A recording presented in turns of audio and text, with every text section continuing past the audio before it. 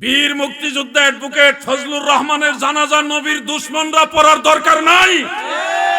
তার জানাজা পড়বে আশিকে রাসূল সুন্নি আলেমরা, ঠিক কিনা বলে? বাংলাদেশের একজন কৃতি সন্তান আমি বলবো, প্রথিতযশা বীর মুক্তিযোদ্ধা অ্যাডভোকেট ফজলুর রহমান নামক একজন ব্যক্তি আসে, কিশোরগঞ্জের সন্তান। 1971 সালে তিনি বাংলাদেশকে স্বাধীন করার জন্য অস্ত্র হাতে নিয়ে এই দেশের এই ভূখণ্ডের মানুষের যারা শত্রু তাদের সাথে জিহাদ করে লড়াই করে এই দেশকে পবিত্র যারা করেছে, স্বাধীন যারা করেছে, সে বীর মুক্তিযোদ্ধাদের অন্যতম হলো ফজলুর রহমান সাহেব। বেচারা সুন্নি দেখা আর রাজাকারের বিরুদ্ধে কথা বলে দেখা কিছু ভাইরা বলতেছে এই লোকের জানাজা যেন কোনো আলেম না পড়ে। বীর মুক্তিযোদ্ধা অ্যাডভোকেট ফজলুর রহমানের জানাজা নবীর দুশমনরা পড়ার দরকার নাই। তার জানাজা পড়বে আশিকে রাসূল সুন্নি আলেমরা, ঠিক কিনা বলে? রাজাকারের কোনো প্রয়োজন নাই মুক্তিযোদ্ধার জানাজা আসায়। তোমরা দূরে থাকো, তোমরা তো এই দেশের স্বাধীনতাই চাও নাই। এই বাংলাদেশি যারা চায় নাই তারা মুক্তিযোদ্ধাদের জানাজা পড়বে, এই আশা তো করা যায় না। আপনারা বলেন, ওই লোকে বলছিল বাংলাদেশে 12,000 দরবার আছে, এই দরবারের আউলিয়া যারা তাদেরকে আমি ভালোবাসি, হযরত শাহজালাল রহমাতুল্লাহ আলাইহিকে ভালোবাসি, সোনাকান্দা দরবার সব হক্কানি দরবারকে আমি ভালোবাসি, ওলি আল্লাহদের অনুসারীরাই বাংলাদেশে মেজরিটি, অতএব আহলে সুন্নাত ওয়াল জামাতকে আমি অন্তর থেকে ধারণ করি। সে নিজেকে সুন্নি পরিচয় দেওয়ার কারণে আজকে নবীর দুশমনেরা ওনার জানাজা পড়তে জানে। বেচারা মরে নাই। এমনও তো হইতে পারো তুমি উনার জানাজা পড়তে চাও না, দেখা গেছে উনার আগে তোমার জানাজাও হইতে, আল্লাহু আলাম। এই জন্য বলি, খবরদার, বাংলাদেশ ওলি আল্লাহর দেশ। আল্লাহর ওলিরা মানুষদেরকে মায়া মোহব্বত করে, মেহমানদারি করে, আদর স্নেহ দোয়া তাদেরকে পরকালের কথা স্মরণ করায় দেয়, বিধায় মানুষের উপর উগ্র হয় না, মানুষকে আদব শিক্ষা দেয়, মানুষের প্রতি যে দরদ এটা শিক্ষা দেয়। তারা হিংস্র নয়। তার মানে এই নয় যে তোমরা ওলি আল্লাহদের বিরুদ্ধে দাঁড়ায় গেলে আল্লাহর ওলিরা চুপচাপ থাকবে। এমনিতেই যেই মাজারগুলো ভাঙ্গা হয়েছে এই দেশে, একটা কথা মনে রাখবেন, যেই পরিমাণ অত্যাচার আল্লাহর আউলিয়াদের দরবারে, দরগায়, খানকায় করা হয়েছে, এটার মাসুল এই প্রজন্মকে দিতে হবে। আল্লাহর ওলিরা ছাইরা দিলেও আল্লাহ ছাড়বে না। কারণ মান আদা লি ওয়ালিয়ান ফাকাদ আযানতুহু বিল হারব, যারা আল্লাহর ওলির সাথে গুস্তাখি করে, আল্লাহর ওলিদের সাথে যারা বেয়াদবি করে, তাদের সাথে যুদ্ধ ঘোষণা করেছে আল্লাহ। আজ হোক কাল হোক এটার মাসুল তোমরা দিবা। খবরদার, ওলি আল্লাহদের সাথে বেয়াদবি কইরো না। তারা নীরবে মুখ বুজে অনেক অত্যাচার সহ্য করে আসমানের দিকে তাকায় থাকে। আসমানওয়ালা সারা সৃষ্টি জগতের মালিক যিনি, তিনি যে ফায়সালা দেয় ওইটার উপরে আল্লাহর ওলিরা তাকায় থাকে। আমি ওই কথাগুলো প্রাসঙ্গিক বললাম। আপনাদেরকে বলছি, আহলুস সুন্নাহ ওয়াল জামাত এটাই একমাত্র নাজাত প্রাপ্ত দল। এই কয়েকশো বছর আগেও না, কিছুদিন আগে একটা নতুন দল বের হয়েছে, তাদের নাম রাখছে আহলে হাদিস। আহলে হাদিস এক দল, আরেক দল বেরিয়েছে আহলে কুরআন, আরেক দল ছিল আহলে কিতাব। একটা হলো আহলে কিতাব, আরেকটা আহলে কুরআন, আরেকটা আহলে হাদিস। দল কিন্তু বড় বড় নাম দিয়ে, নতুন নতুন নাম দিয়ে বেরিয়েছে। আপনাদের কুমিল্লাতে আরেক দল বেরিয়েছে, এরা নামাজ মানে না, 5 ওয়াক্ত নামাজ মানে না। আবার বলে আর যাব না মোল্লার বাড়ি, কি করছে কসম খেয়েছি। এই ধরনের ভণ্ডও কিন্তু কুমিল্লাতে আছে। তো কত রকমের ভেজাল, এর মাঝখানে আপনাদের ঈমান বাঁচায় চলতে হবে। কোন দিকে চলবো হুজুর? আমরা কিভাবে বুঝবো যে এই পথটা সঠিক, এই রাস্তাটা সঠিক? আমরা কিভাবে বুঝবো? আপনাদেরকে ডিরেকশন দিয়েছেন আল্লাহ, আপনি সেটা বুঝার চেষ্টা করুন, তাহলেই সঠিক রাস্তা পেয়ে যাবেন। কিভাবে বুঝবো হুজুর?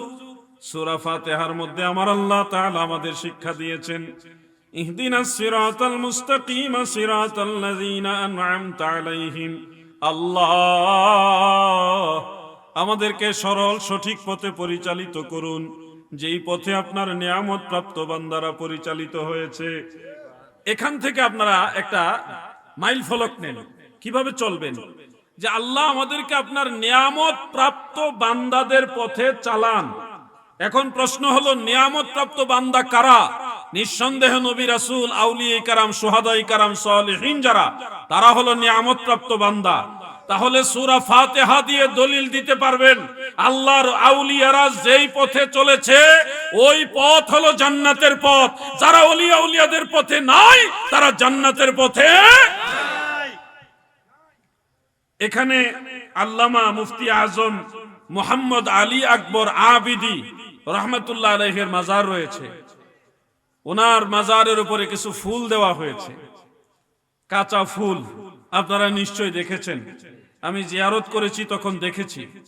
হয়তো কারো মনে এরকম প্রশ্ন আসতে পারে, আপনারা তো সুন্নি, আহলুস সুন্নাহ ওয়াল জামাত, তাহলে আপনারা মাজারে বা কবরের উপরে ফুল দেন কেন? এটা কি সুন্নাহর মধ্যে, আহলুস সুন্নাহ ওয়াল জামাতের মধ্যে আছে কিনা? প্রশ্ন আসতেই পারে মনের ভিতরে। আমি আপনাদের বলে দেই, শুনুন, ওই যে সূরা ফাতিহার কথা, ইহদিনাস সিরাতাল মুস্তাকিম সিরাতাল্লাযীনা আন'আমতা আলাইহিম, আমাদেরকে নিয়ামত প্রাপ্ত বান্দাদের পথে চালান। এবার নিয়ামত প্রাপ্ত বান্দারা এই ব্যাপারে কি ফয়সালা দিয়ে গেছেন কোরআন হাদিসের আলোকে, সেটা শুনুন। যে আগের ইমাম আউলিয়া যারা নিয়ামত প্রাপ্ত বান্দা যারা, তারা ফয়সালা দিলে কি মানা যাবে? এটার কথাও নবীজি বলে গেছেন। দারিমি শরীফের মধ্যে উল্লেখ আছে, সাহাবীদের এক জমাত নবীজিকে জিজ্ঞাসা করলেন, ইয়া রাসূলুল্লাহ, যে বিষয়টার ফয়সালা সরাসরি কোরআনেও নাই এবং সরাসরি হাদিসেও নাই, স্পষ্টভাবে সরিহভাবে কোনো দলিল কোরআন এবং হাদিসে নাই, এই বিষয়গুলো যদি মানুষের সামনে আসে, এমন কোন নতুন বিষয় যদি আসে, তখন কিভাবে এটার ফয়সালা হবে? তখন নবীজি বলেছেন, ইয়ানজুরু ফীহিল আবিদুনা মিনাল মুমিনিন, ইয়ানজুরু ফীহিল আবিদুনা মিনাল মুমিনিন। তোমরা এসব ক্ষেত্রে যেই বিষয়টা কোরআনেও সুস্পষ্ট দলিল নাই, সরাসরি হাদিসেও সুস্পষ্ট দলিল নাই, এই ধরনের নতুন কোন জিনিস যদি সামনে দেখতে পাও, এক্ষেত্রে তোমরা কি করবা? তোমরা নজর করবা আল্লাহর আবেদ বান্দা যারা, মুমিনে কামিল যারা, তারা এই ব্যাপারে কি করেছে, তারা যেটা করেছে, যেটা করতে বলেছে, তোমরা সেটা নজর করো, সেটাই মানো। সুবহানাল্লাহ বলেন। এটা আমার ফয়সালা নয়, এটা আল্লাহর রাসূলের ফয়সালা, রাহমাতুল লিল আলামিন নবীর ফয়সালা, যে আল্লাহর ওলিরা, মুমিনে কামিলরা এমন বিষয় যদি কোনো ডিরেকশন দেয়, তোমরা সেটা মানবা। এটা হলো মদিনাওয়ালার ফয়সালা। আমরা আহলুস সুন্নাহ ওয়াল জামাত, সুন্নি জামাত, এটা কি শুধু আমাদের এই বাংলাদেশেই সুন্নি জামাত আছে, না বাইরেও আছে? বাইরেও আছে। সারা পৃথিবীর যেই রাষ্ট্রে আপনি মুসলমান পাবেন, ধর্মীয় প্রতিষ্ঠান পাবেন, সেখানেই দেখবেন আহলুস সুন্নাহ ওয়াল জামাত আছে। মিশরের আল আজহার বিশ্ববিদ্যালয় সারা পৃথিবীতে পরিচিত। আপনারা খুশি হবেন, আল আজহার বিশ্ববিদ্যালয় আহলুস সুন্নাহ ওয়াল জামাতের আকীদার অন্তর্ভুক্ত। আমি ফিলিস্তিন গিয়ে দেখেছি, সেখানেও মসজিদুল আকসার মধ্যে যারা ইমাম সাহেব, খতিব সাহেব যারা আছেন, ওনারা সবাই আহলুস সুন্নাহ ওয়াল জামাতের আকীদা অনুসরণ করে। কাবা ঘরের ইতিহাস, মসজিদে নববী শরীফের ইতিহাস আপনারা যদি এই 1400 বছরে টান দেন, এই ইবনু আব্দুল ওয়াহাব নজদি, তার পদচারণার পরবর্তী সময়কালে কিছুটা মলিনতা এসেছে, কিন্তু একেবারে বিলীন হয়ে যায়নি। তথাপিও বলছি, 1400 বছর ইতিহাসে হারামাইন শরীফাইনের ইমাম যারা ছিলেন, আছেন, তারা কিন্তু আহলুস সুন্নাহ ওয়াল জামাতকে নাজাতপ্রাপ্ত দল, সঠিক দল হিসেবে মানে। এক কথায় আমি এটাই বোঝাতে চাচ্ছি, আপনাকে আজ হোক কাল হোক মেনে নিতে হবে যে একটা দলই জান্নাতে যাবে, সেই দলের নাম আহলে সুন্নাত ওয়াল জামাত।